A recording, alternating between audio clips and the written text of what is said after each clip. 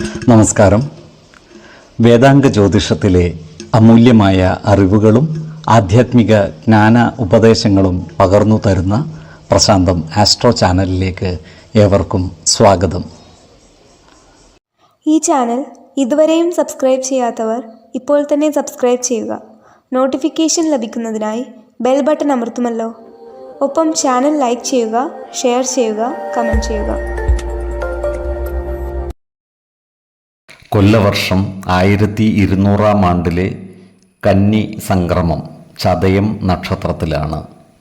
കന്നി 1-ാം തീയതിയിലെ ഗ്രഹനില അനുസരിച്ച് എടവം രാശിയിൽ സർവേശ്വരകാരകനായ വ്യാഴവും, മിഥുനത്തിൽ കുജനും, ചിങ്ങം രാശിയിൽ ബുധനും, കന്നിയിൽ ആദിത്യനും ശുക്രനും കേതുവും, ധനുരാശിയിൽ ഗുളികനും, കുംഭത്തിൽ ചന്ദ്രനും ശനിയും, മീനം രാശിയിൽ രാഹുവും സ്ഥിതി ചെയ്യുന്നു.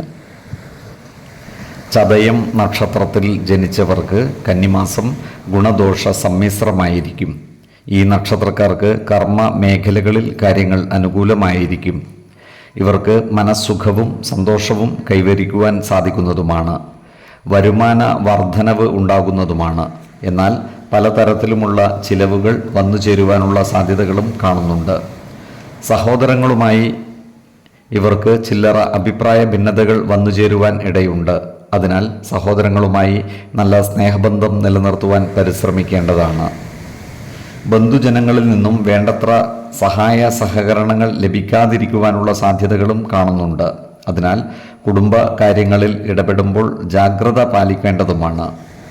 എല്ലാവരുടെയും സ്നേഹബന്ധങ്ങൾ നേടിയെടുക്കുന്ന രീതിയിൽ പ്രവർത്തിക്കേണ്ടതുമാണ്. ഈ നക്ഷത്രക്കാർക്ക് പൂർവികർ ചെയ്തു വന്നിരുന്ന പൂജാതി മംഗളകർമ്മങ്ങളിൽ പങ്കുചേരുവാൻ അവസരം ലഭിക്കുന്നതാണ്.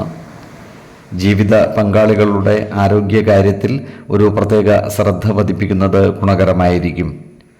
അതുപോലെ ഹൃദയ സംബന്ധമായ അസുഖങ്ങൾക്ക് സ്ഥിരമായി മരുന്ന് കഴിക്കുന്ന ഈ നക്ഷത്രക്കാർ കൃത്യമായ വൈദ്യ പരിശോധനകൾ നടത്തി മുന്നോട്ട് നീങ്ങേണ്ടതാണ്. ഈ നക്ഷത്രക്കാരായ ബിസിനസ്സുകാർക്ക് കാര്യങ്ങൾ അനുകൂലമാണ്. സാമ്പത്തിക നേട്ടം കൈവരിക്കുവാൻ സാധിക്കുന്നതുമാണ്. എന്നാൽ സർക്കാരിൽ നിന്നും ചില നടപടികൾക്ക് വിധേയരാകുവാനുള്ള സാധ്യതകൾ കാണുന്നുണ്ട്. അതിനാൽ സർക്കാരുമായി ബന്ധപ്പെട്ട കാര്യങ്ങളിൽ ഇടപെടുമ്പോൾ പ്രത്യേകം ശ്രദ്ധ പുലർത്തേണ്ടതാണ്. രേഖകളിലും മറ്റു കരാറുകളിലും ഒപ്പിടുമ്പോൾ അതിൻ്റെ നിയമ സാധുതകൾ മനസ്സിലാക്കേണ്ടതുമാണ്. ആവശ്യമെങ്കിൽ ഒരു നിയമജ്ഞനിൽ നിന്നും നിയമ ഉപദേശം തേടുന്നതും ഗുണകരമായിരിക്കും. 3, 16, 24 തീയതികൾ അനുകൂലമാണ്.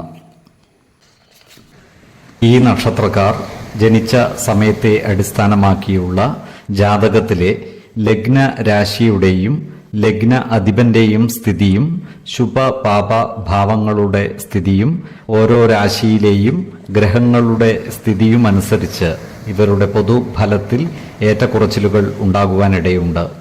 കുടുംബ ദേവതകളെയും ഇഷ്ടദേവതകളെയും ഉപാസിക്കുന്നത് ഇവർക്ക് ആയുരാരോഗ്യ സൗഖ്യമേകും. ഇഷ്ടദേവതാ മന്ത്രം 108 തവണ ദിനംതോറും ലിഖിത ജപം ചെയ്തു വരുന്നത് ഇവർക്ക് സർവ ഐശ്വര്യങ്ങളുമേകും. നല്ല വ്യക്തി സാധനകളോടെയും ഉപാസനകളോടെയും മുന്നേറിയാൽ സർവേശ്വരാനുഗ്രഹത്താൽ ഇവരുടെ സർവകാര്യങ്ങളും മംഗളകരമാകും. നന്ദി, നമസ്കാരം. ജ്യോതിഷരത്നം പ്രശാന്ത് കണ്ണോം.